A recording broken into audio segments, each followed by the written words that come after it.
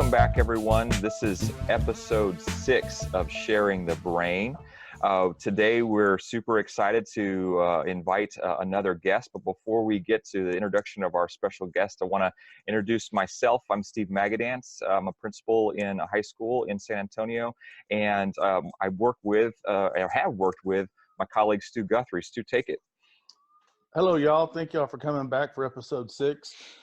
We are honored to share the brain in our podcast, and we were on Twitter after one of our episodes, and we reached out to our next guest, and he was willing to join us, and we're excited to have him. So, Steve, do you want to introduce him, and let's get going? Yes, and per his request, this will be the only time I use his title, but we are so excited to welcome Dr. David Thompson, a professor in the Department of Educational Leadership and Policy Studies at the University of Texas in San Antonio, where he's also previously served as chair.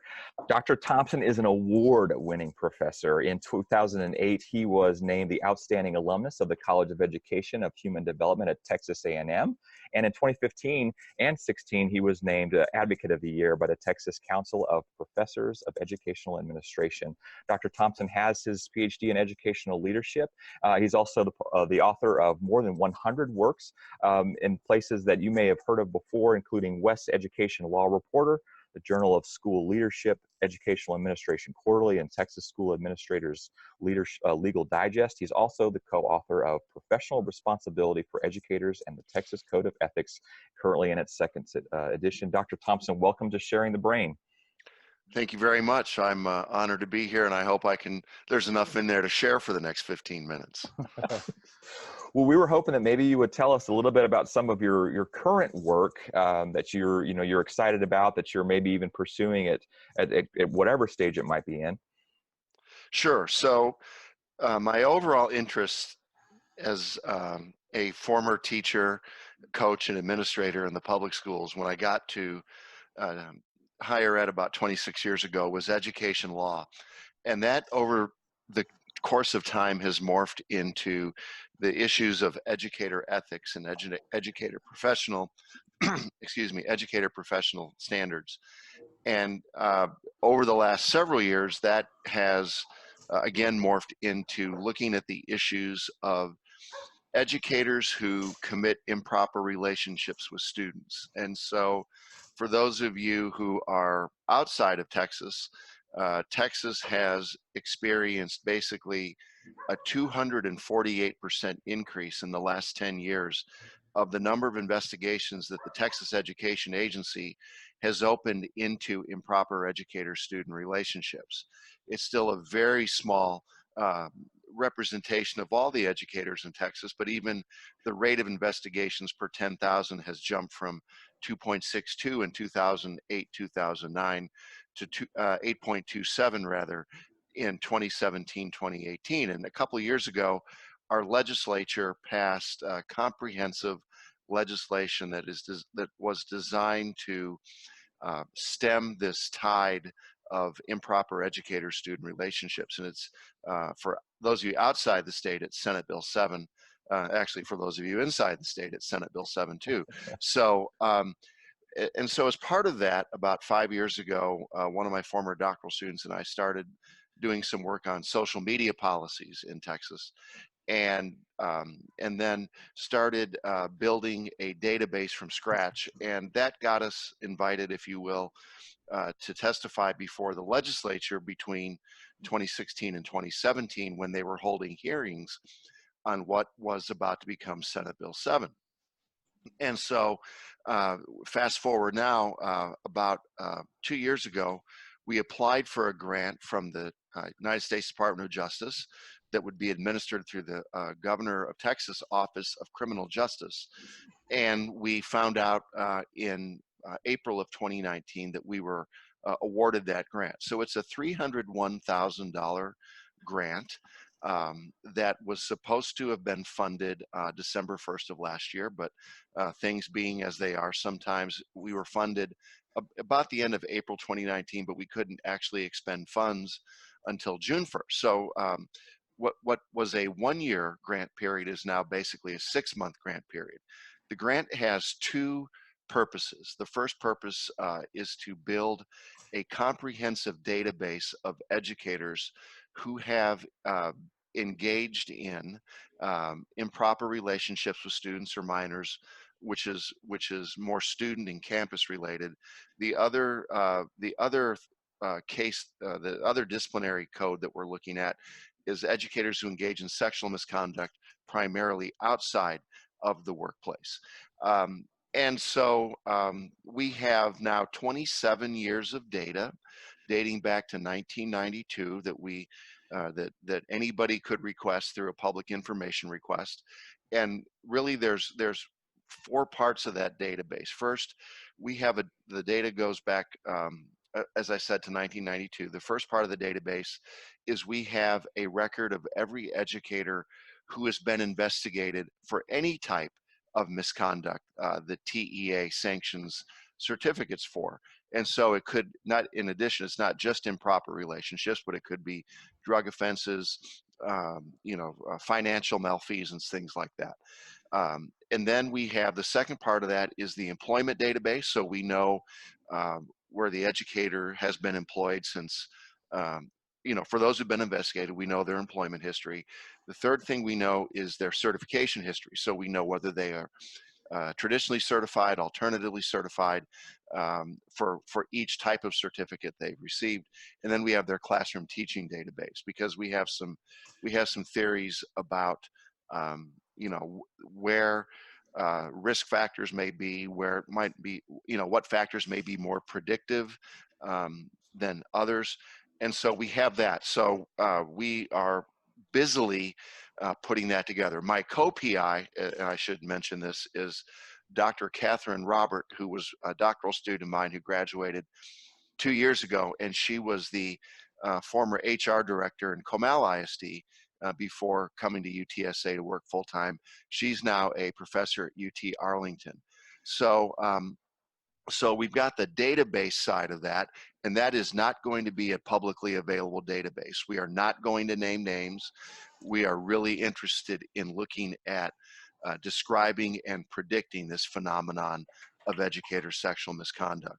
The second part of that is to develop instructional materials for use in teacher preparation programs. If you go back and look at your teacher preparation program, whether it's been recent, and this is to the audience, but rather, recent or a long time ago, you probably didn't talk a lot about this topic, and you probably didn't talk a lot about educator ethics, quite frankly, because, we just didn't. We figured that every educator, and I can demonstrate that 99.99 of us are doing it right every day, but there's enough of us who, there's enough in our profession who aren't, that we have to pay attention to that. So we're building instructional materials for use in teacher preparation programs so that they can use those to become knowledgeable of things like just this whole issue in general, how educator sexual misconduct is treated in Texas, warning signs of child sexual abuse, warning signs where an educator may be grooming a student, and then this whole issue of how social media plays into this phenomenon. So that is the work that we're doing. I'll send you guys, if you like, a recent publication that Catherine and I had in the Journal of Child Sexual Abuse, if you want to make that available to your audience. It's kind of a preliminary analysis of 1,241 Texas educators who were sanctioned for sexual misconduct or improper relationships in an 8-year period. And we have some pretty interesting findings from there as well. Well, obviously, David, that's a huge topic. And I mean, I scratched my head about it. I really don't understand it. I don't have any, background, thankfully, with that situation at a school. But what would you what would you say to administrators who are in the building? We talk about it with our teachers, but is there anything that we should be aware of or know about in regards to that topic? Yeah, there are pretty well established warning signs or things that educators ought to look for when it comes to, and it's true in every other human service organizations. This happens in in religious organizations. It happens in scout troops, unfortunately.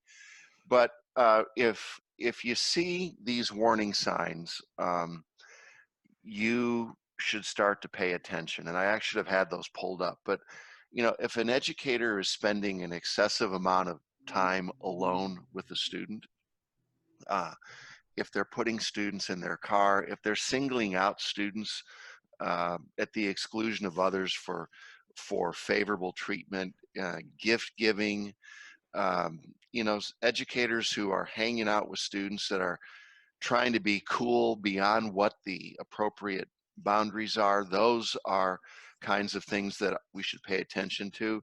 If kids start talking about a particular educator, that's something that we need to pay attention to. And what I tell people is, we're not hiding behind the pillars in the building, sneaking our head out behind to see who's doing what. But what's really interesting in these cases is that oftentimes there are warning signs that have gone either unnoticed or have not been adhered to. If you've got educators, obviously, who are violating social media policies and how they interact with students, that's another warning sign. And so it's not a real fun topic to talk about, but it's something that that our legislature, to its credit, has taken a strong stand on.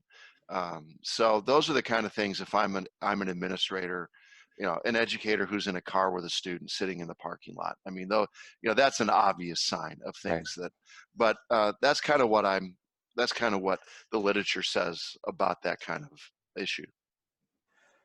Yeah, I think you're right, David. That this is, I mean, it's a huge topic, as Stu mentioned, and I think it's also really important to underline that you mentioned in your conversation with us about it, is that the vast majority of educators are, in fact, maintaining the sacred nature of the role of educator in the lives of students in our schools every day. And then there is that troubling increasing trend of investigations where there is an inappropriate or allegations of an inappropriate relationship that might be taking place.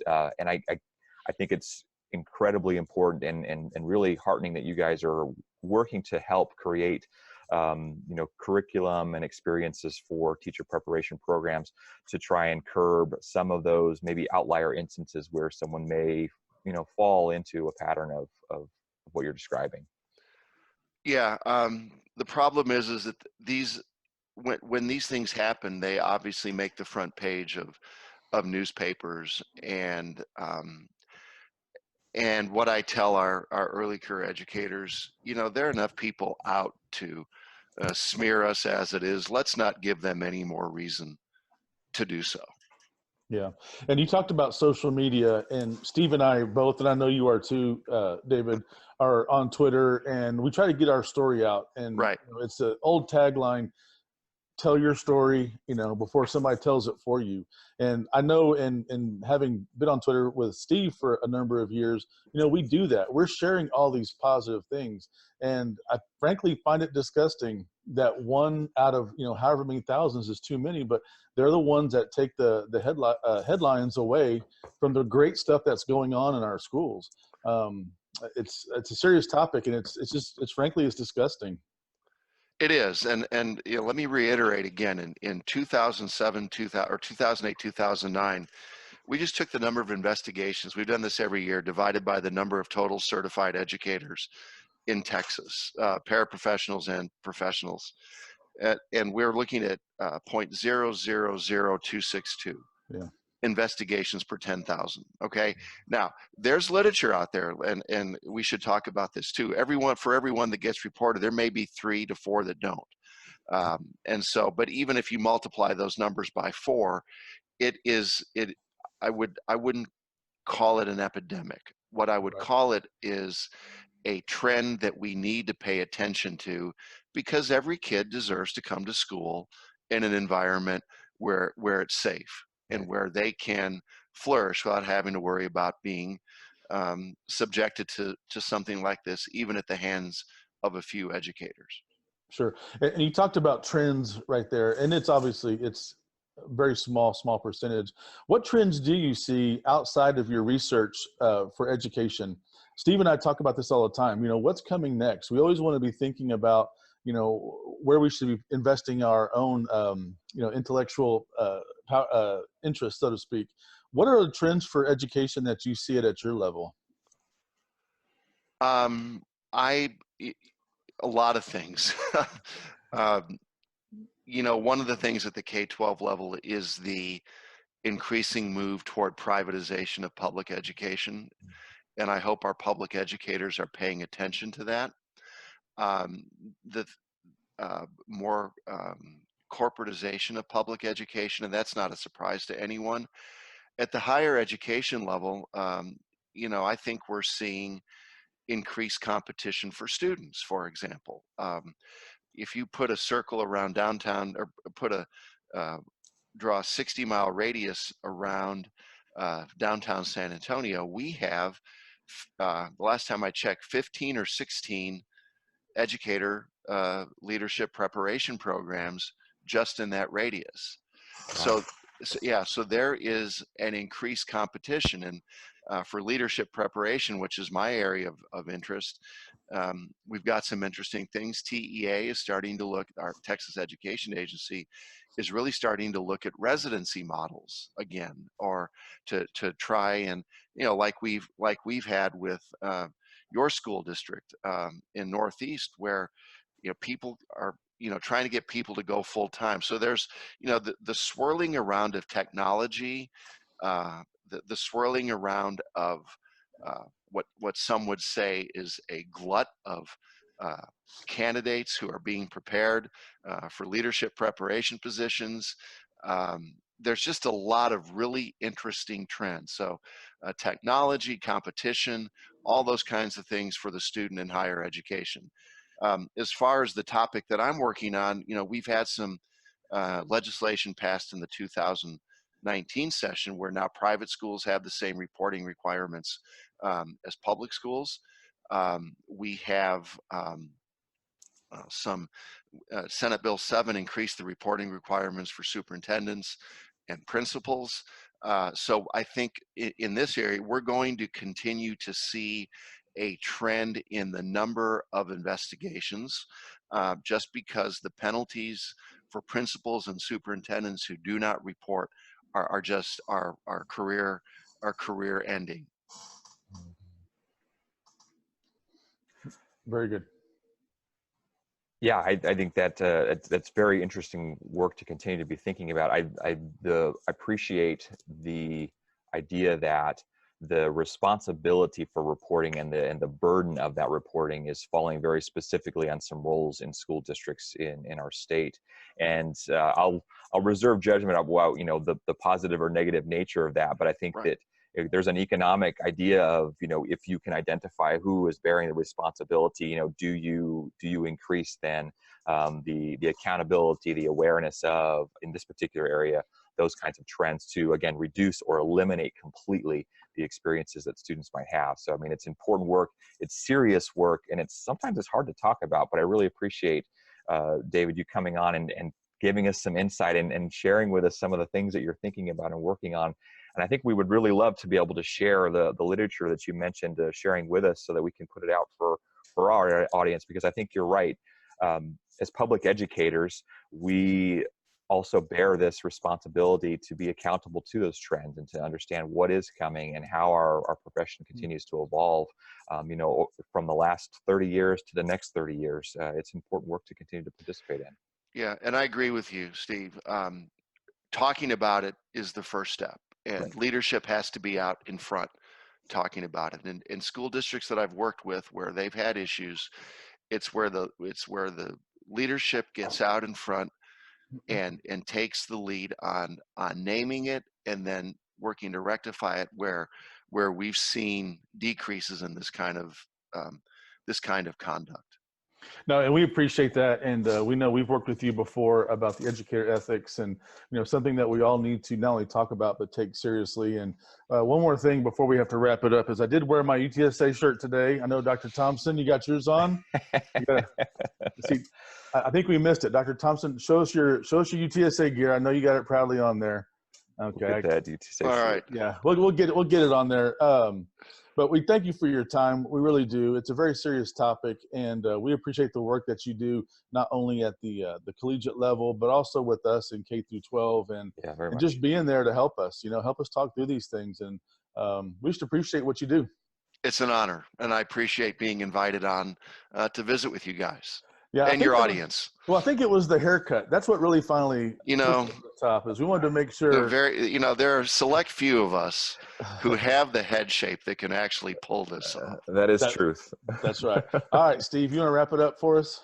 I don't know how to wrap it other than saying, thank you again to David Thompson for joining us today. If you are inspired to think about how this work or these questions sort of move you to participate in the conversation about educator ethics or about anything else that you might be interested in hearing us discuss on Sharing the Brain, please don't hesitate to reach out to us at Sharing the Brain or to either one of us on our Twitter feeds. We'll promote Dr. Thompson's Twitter feed. He mentioned he was out there, so he's a great follow to have, especially in this area of work. So we thank him again.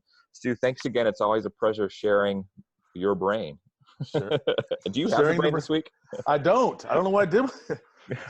All right. We'll have to find the brain. Take care. All right.